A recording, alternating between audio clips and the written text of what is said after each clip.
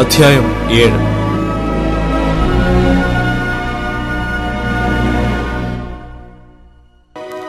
ഉസ്യാവിന്റെ മകനായ യോഥാമിന്റെ മകനായി യഹൂദ രാജാവായ ആഹാസിന്റെ കാലത്ത് അരാമ്യ രാജാവായ രസീനും രമല്യാവിന്റെ മകനായി ഇസ്രയേൽ രാജാവായ പേക്കഹും യെരുശലേമിന്റെ നേരെ യുദ്ധം ചെയ്യുവാൻ പുറപ്പെട്ടു വന്നു. അതിനെ പിടിപ്പാൻ അവർക്ക് കഴിഞ്ഞില്ലതാനും. അരാം എഫ്രൈമിനോട് യോജിച്ചിരിക്കുന്നുവെന്ന് ദാവീദ് ഗൃഹത്തിന് അറിവ് കിട്ടിയപ്പോൾ അവന്റെ ഹൃദയവും അവന്റെ ജനത്തിന്റെ ഹൃദയവും കാട്ടിലെ വൃക്ഷങ്ങൾ കാറ്റുകൊണ്ട് ഉലയും പോലെ ഉലിഞ്ഞുപോയി.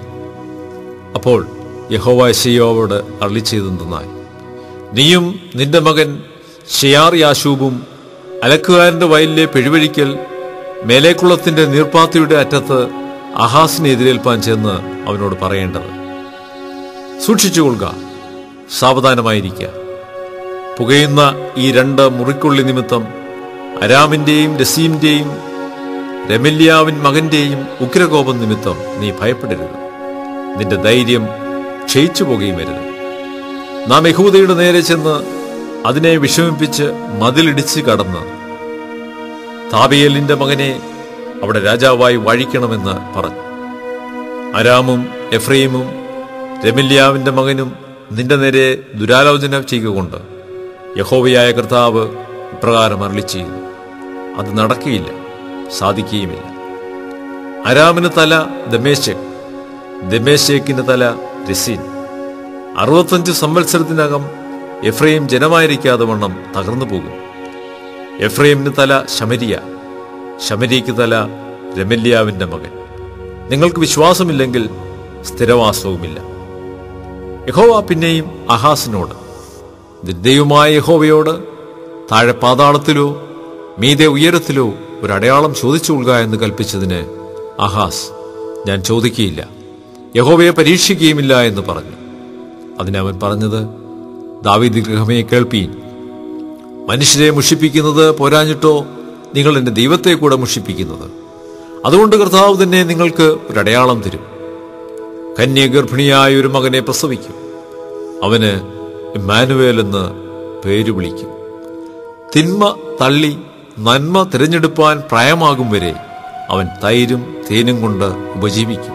തിന്മ തള്ളി നന്മ തിരഞ്ഞെടുപ്പാൻ ബാലന് പ്രായമാകും മുമ്പേ നീ വെറുക്കുന്ന 2 രാജാക്കന്മാരുടെയും ദേശം ഉപേക്ഷിക്കപ്പെട്ടിരിക്കും. യഹോവ നിന്റെ മേലും നിന്റെ ജനത്തിന്മേലും നിന്റെ പിതൃഭവനത്തിന്മേലും എഫ്രൈം യഹൂദയെ വിട്ടുപിരിഞ്ഞ നാൾ മുതൽ വന്നിട്ടില്ലാത്ത ഒരു കാലം വരുത്തും, അശൂർ രാജാവിനെ തന്നെ. അന്നാളിൽ യഹോവ മിസ്രയീമിലെ നദികളുടെ അറ്റത്തുനിന്ന് കൊതുകിനെയും അശൂർ ദേശത്തുനിന്ന് തേനീച്ചയെയും ചുളകുത്തി വിളിക്കും.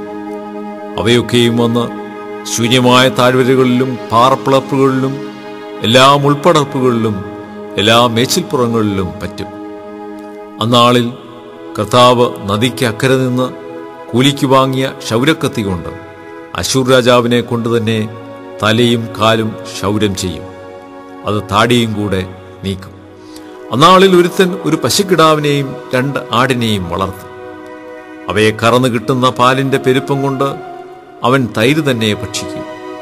ദേശത്ത് ശേഷിച്ചിരിക്കുന്ന ഏവരുടെയും ആഹാരം തൈരും തേനും ആയിരിക്കും.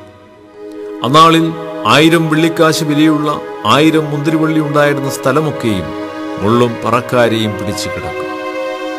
ദേശമൊക്കെയും മുള്ളും പറക്കാരെയും പിടിച്ചു കിടക്കുന്നതിനാൽ മനുഷ്യർ അമ്പും വില്ലും എടുത്തുകൊണ്ട് മാത്രമേ അവിടേക്ക് ചെല്ലുകയുള്ളൂ. തൂമ്പ കൊണ്ട് കിളച്ചു വന്ന എല്ലാ മലകളിലും മുള്ളും പറക്കാരെയും പേടിച്ചിട്ട് ആരും പോകുകയില്ല. അത് കാളകളെ അഴിച്ചുവിടുവാനും ആടുകൾ ചവിട്ടിക്കളവാനും മാത്രം ഉതകും.